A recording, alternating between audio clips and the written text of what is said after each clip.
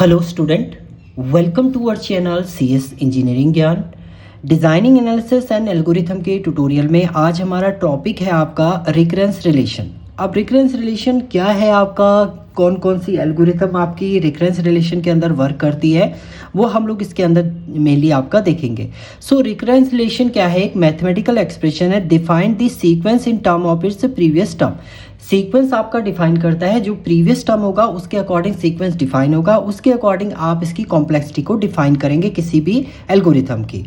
In the context of algorithm analysis is often used to model the time complex recurrence algorithm. कोई भी recurrence algorithm है, उसकी time complexity आपको find out करनी है, तो आप रिकरेंस रिलेशन के थ्रू, क्या मैथमेटिकल एक्सप्रेशन के थ्रू आप इसको डिफाइन कर सकते हैं। इसके अंदर आपकी सब्स्टिट्यूशन मेथड आता है आपका, उसके अलावा आपके मास्टर थ्योरम आएंगे, आगे हम लोग इनको देखेंगे। तो जनरल फॉर्म अगर हम रिकरेंस रिलेशन की बात करते हैं तो ये क्या देखिए यहाँ पर a(n-1 n-2), तो ये प्रीवियस टर्म जो है वो आपके नेक्स्ट टर्म से डिपेंड करेगा आपका। सो रिकरेंस रिलेशन जो है वो मेनली डील करता है आपका, recurrence relation play a significant role in analysis and optimising complexity of an algorithm. Algorithm की कॉम्प्लेक्सिटी को एनालाइज करना है या आपको ऑप्टिमाइज करना है, तो उसके लिए आप किसका यूज करते हैं? रिकरेंस रिलेशन का यूज करते हैं। So some common use of recurrence relation कहाँ पर आपका यूज होता है? देख, टाइम कॉम्प्लेक्सिटी एनालिसिस आपको करना है, generalise divide and conquer algorithm को आपको जनरलाइज करना है, एनालाइज करना है, रिकर्सिव एल्गोरिथम को एनालाइज करना है, या define state transition for the dynamic programming, यहाँ पर आपको वर्क करना है, तो किसका यूज करेंगे आप? रिकरेंस रिलेशन का यूज करेंगे। अब रिकरेंस रिलेशन की अगर हम एल्गोरिथम की बात करते हैं तो आपके पास डिफरेंट रिकरेंस रिलेशन एल्गोरिथम होती है, जिसमें सबसे पहली आपकी आती है फिबोनाची सीरीज। सो फिबोनाची सीक्वेंस में आप क्या है, f(n-1, n-2, n-3) इस टाइप से आपका चलता है। इसी फैक्टोरियल में क्या है, n(n-1) into n-2, n-3। Merge sort में आपका 2 into t, n/2, n/4, n/8 इस टाइप से आपका चलेगा। सेम टावर ऑफ एनोवेंस की कंडीशन आप बोल रहे हैं, या बाइनरी सर्च एल्गोरिथम बोल रहे हैं, तो ये सब की अगर आपको क्या करना है, इन सभी का क्या फाइंड आउट करना है आपने?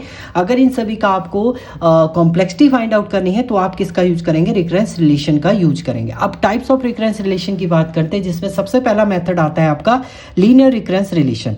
लीनियर रिकरेंस रिलेशन के अंदर जो आप मेथड यूज करते हैं वो करते हैं आप सब्स्टिट्यूशन मेथड का इसमें यूज होता है।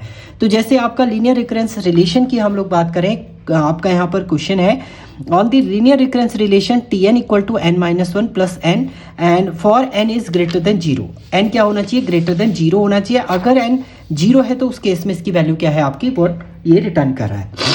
तो चलिए, these type of recurrence relation can be easily solve using substitution method. ये सब्स्टिट्यूशन मेथड से आपका इजीली सॉल्व आपका होता है। तो हम क्वेश्चन इसमें लिख लेते हैं, क्या आपको क्वेश्चन दिया है, कैसे इसका सॉल्यूशन हम लोग फाइंड आउट करेंगे।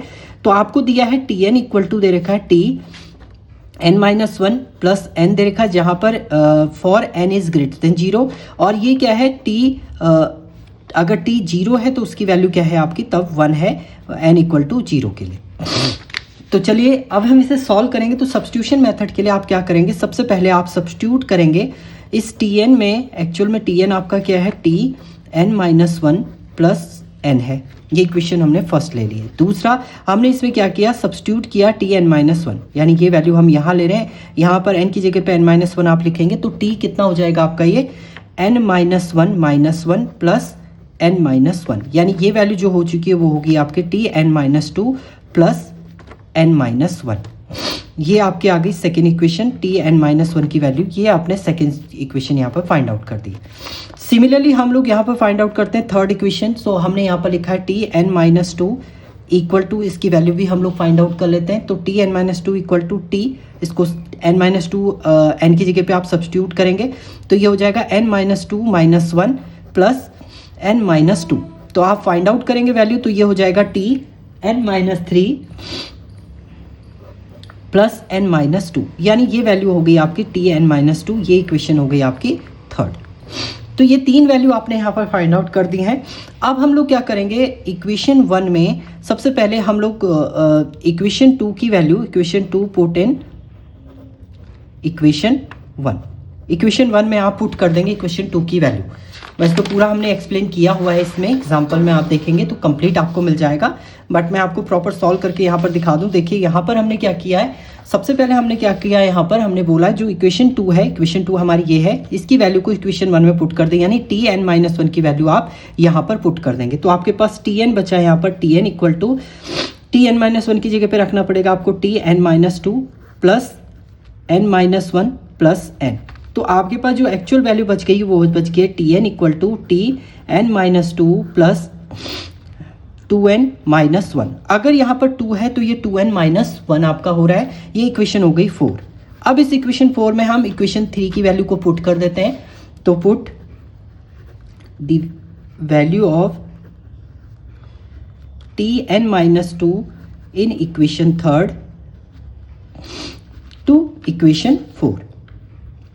इक्वेशन 4 में आप पुट कर देंगे तो आपके पास जो एक्चुअल वैल्यू बच जाएगी वो हो जाएगी Tn इक्वल टू, देखिए Tn-2 की वैल्यू क्या है आपकी Tn-3, और देन प्लस क्या है आपका n-2, और उसके अलावा हमारे पास जो एक्चुअल में वैल्यू थी वो थी 2n-1, ये हमारी पहले से वैल्यू थी। अगर आप इसको सॉल्व करते तो Tn इक्वल टू कितना हो जाएगा आपका, Tn इक्वल टू हो जाएगा Tn-3 प्लस कितना हो जाएगा ये 2n प्लस n कितना हो जाएगा आपका 3n-3। ये इक्वेशन हो चुकी है आपकी 5। सिमिलरली आप नेक्स्ट वैल्यू के लिए निकालेंगे, ऐसे ही आप चलते रहेंगे, कंडीशन चलती रहेगी। अब हम n की वैल्यू क्या है, सिमिलरली हम लोग अगर n इक्वल टू k के लिए फाइंड आउट करते हैं, देखिए यहाँ पर n इक्वल, अगर 2 की बात करें हम, जब आपने 2 के लिए चेक किया तो n-2 और n-1 प्लस n है। ऐसी अगर सिंपल 1 की बात करें तो आप n-1 n है। 3 वाले स्टेटमेंट में जब आप आते हैं तो यहाँ पर क्या होता है n-3 n-2 है। इसीलिए अगर आप n इक्वल टू k रखेंगे तो आप क्या करेंगे, इसको Tn इक्वल टू क्या हो जाएगा आपका n-k आपका होगा, प्लस इसके बाद का नेक्स्ट टर्म अगर मैं फाइंड आउट करूँ तो वो हो जाएगा Tn, तो वही रहा, k की वैल्यू क्या हो जाएगी k-1 प्लस लास्ट वैल्यू आपकी सेम रहेगी, वो क्या रहेगी आपके up to n-1 plus n आपका रहेगा। और अगर आप प्रॉपरली इसको फाइंड आउट करते हैं तो Tn इक्वल टू क्या हो जाएगा आपका Tn-k प्लस कितना हो जाएगा आपका Tn-k प्लस 1 हो जाएगा, और देन प्लस कितना हो जाएगा up to n-1 plus n आपका हो जाएगा। नाउ सब्स्टिट्यूट कर देंगे, लास्ट में आप nth टर्म तक इसको फाइंड आउट करेंगे। तो nth टर्म के लिए आप फाइंड आउट करेंगे तो आप k को रख देंगे n, तो ये 0 n-1 0। यहाँ पर क्या हो जाएगा, n की जगह पे आप क्या रख रहे हैं, यहाँ पर k को आप n रख रहे हैं तो n-n, ये क्या हो जाएगा -1, यानी ये प्लस हो जाएगा 1 हो जाएगा। ऐसे ही आपका चलता रहेगा ये n-1 और प्लस n।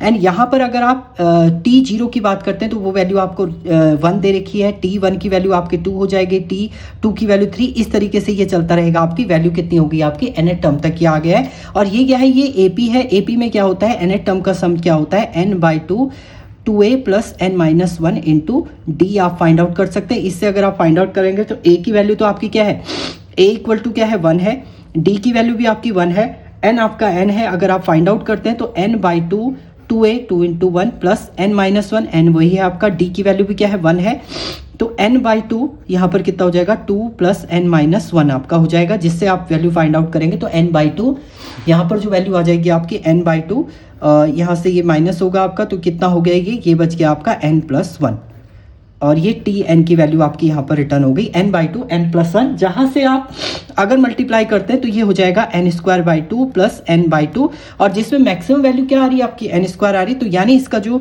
कॉम्प्लेक्सिटी हो जाएगी वो कितनी हो जाएगी आपकी ON², ये कॉम्प्लेक्सिटी आपकी रिटर्न करेगा। तो इस तरीके से आप सब्स्टिट्यूशन मेथड को क्या करते हैं, सॉल्व करते हैं। तो ये सब्स्टिट्यूशन मेथड की कंडीशन थी आपकी। Thank you student.